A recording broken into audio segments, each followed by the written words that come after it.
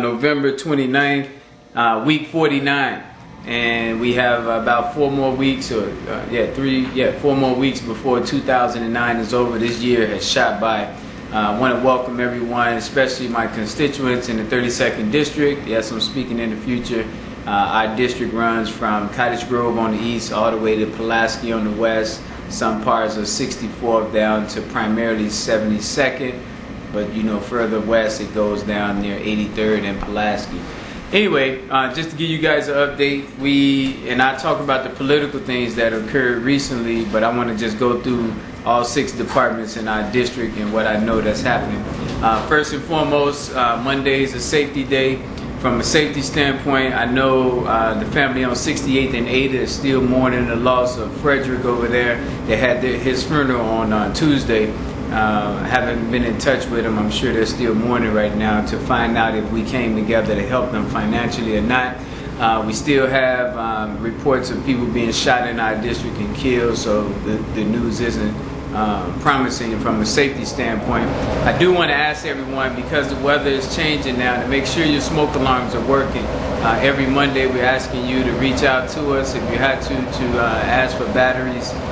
Whatever it takes, but the goal is to make sure every family has working smoke alarms, fire alarms, and has a plan to get out of the house and know where to meet in case of an emergency. So that's all I have on the safety end right now. Been in court, so I haven't been able to put too much time into that. On the education side, we was able to get over 20 resumes done last week, and this is of young people ages 5 and up.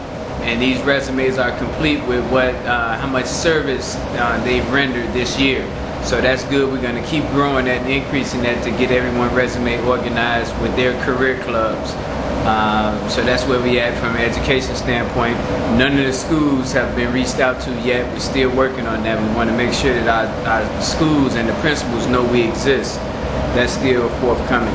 On the economic side, I put out an email that talked about the insider distribution network. And the main thing I want to piggyback on that is we're going to need everyone to really start honoring this. This is where the jobs are going to be created. The good news is Joe from 60615, he'll be mobile again starting on this Friday coming up December, I think it's 4th. And so we're going to have the 3 stores, one on 71st in Richmond in the district, one on 69th in Wentworth. It's actually 2 on 69th and Wentworth in the district, and 1 outside the district but on 63rd and Artesian. Those stores, I'm going to have the grocery list from those stores, and what we're going to ask you to do is to commit to at least $10 a month, and we're going to give you the sales form, what products they have inside these stores. You check off at least $10 worth of products, we're going to deliver it to you. This is going to put Joe to work, and it's going to put some teenagers to work in delivering these products to you so that we can create jobs and keep the money inside our district, inside our neighborhood. So that's my economic report. Thursday, health day. From the health standpoint, haven't been able to put any time in that, but you already know what we need to be working on from a health standpoint, and that's making sure that we combat obesity, lead poisoning, HIV, teaching our kids about abstinence or STDs. So that we haven't done much there, but the work is definitely there. On the senior citizen front, every Friday, Senior Day, I do want to report that our national senior leader, who's on 59th and Artesian, outside the district, but she have reached out and spoken with our senior on 67th and Racine, that senior building, the senior building on 69th and Lafayette, or 70th and Lafayette. So at least we got those 2 senior buildings preparing to talk to each other, and we're going to grow that and make sure that we are looking after our elders. Then we have Saturday Youth Day, and the main thing here to let everyone know, in our district on 64th and Claremont, between Oakley and Claremont, the young people, and the youngest I've seen out there was 5 years old, and the oldest was me, 32, are out there on Sundays in the school, in the grass area of the school, playing football. And it's not flag football, it's touch football. And so anyway, they're out there playing every Sunday. It's beautiful to see all these young men come together from all over the whole South Side, out there having fun, good wholesome fun. and I was supposed to get them some hot chocolate out there. Work with us so we can get them some hot chocolate, just to let them know we appreciate them coming together, doing something positive in the area, and I want to support that. So that's our report from all 6 departments of the 32nd District. Now let me switch gears about on the political side and where we at. Current state right now, we're still on the ballot. Mike Madigan and his personal attorney, Michael Casper, are working very hard to remove us. We've spent over 40 hours in court, from checking every single signature of almost 1,200 signatures to just what just recently happened, which was on, today is Sunday, so this happened on Friday. Where I had to call the police on the incumbent, Andre Tapetti, because he tried to forcefully serve me the summons papers that he had, in which he didn't have to, because I had already received it on my BlackBerry, but he wanted to make certain that I received it, and I pretty much told him, leave me alone, don't serve me. He slapped the papers in my hand, almost knocking my phone out, but God was still in me, and I didn't go after him. And I went and got the security at the 69 West Washington and contact the authorities. They came in. That was a joke, because the lady who arrived first, she was riding her bike, so she got the call first. She was there within seconds. But when the paddy wagon came, and all the male police officers, they changed it around and just said it wasn't assault. Whatever, I didn't even want to battle that. I was late for the hearing at that point.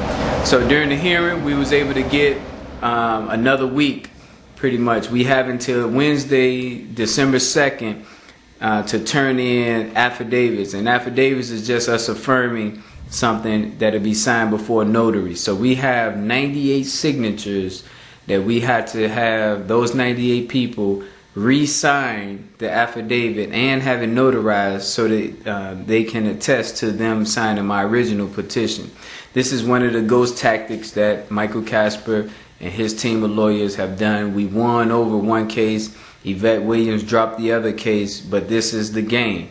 And that's why they had 3 different people to stack the deck against us. Over 2,613 different charges. We went through all those charges, and right now it comes down to 98.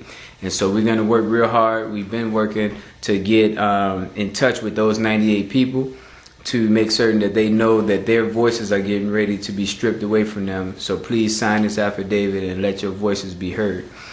I met with one of the attorneys from the Bridgeport neighborhood. He really has a disdain for the way the system is right now.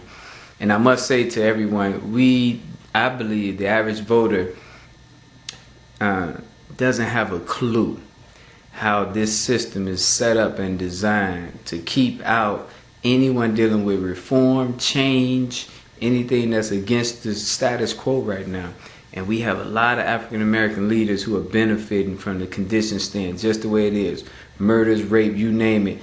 They're patting in their pockets, their family members' pockets, and they benefit from things staying the way it is. And we have to really take a look at people who we vote for.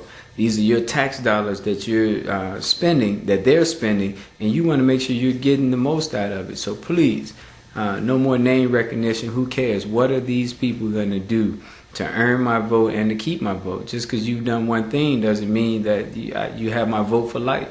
And I've chosen to be the type of candidate that's very transparent. We do these weekly broadcasts. We're out there in the neighborhood. You can see our campaign. A lot of people have told me they're learning so much in this process, and I believe in doing that, making sure that people can see what's happening. My incumbent, our incumbent, the one we pay a salary to now, darkness, secret, you just don't know what's going on. And the way I am now is the way I'm going to be when we win. Right now, it doesn't look bright. Our plan and strategy is twofold. We're going to fight this to the end and see what happens in terms of us getting on the ballot with 98 signatures short now. Wednesday, we'll know where we stand. Should we not make it Wednesday, the next step is for us to withdraw so that we can become a write-in candidate. Now, that's a long shot, but a write-in works for us because we have the block-by-block network. So it's not too big of a long shot.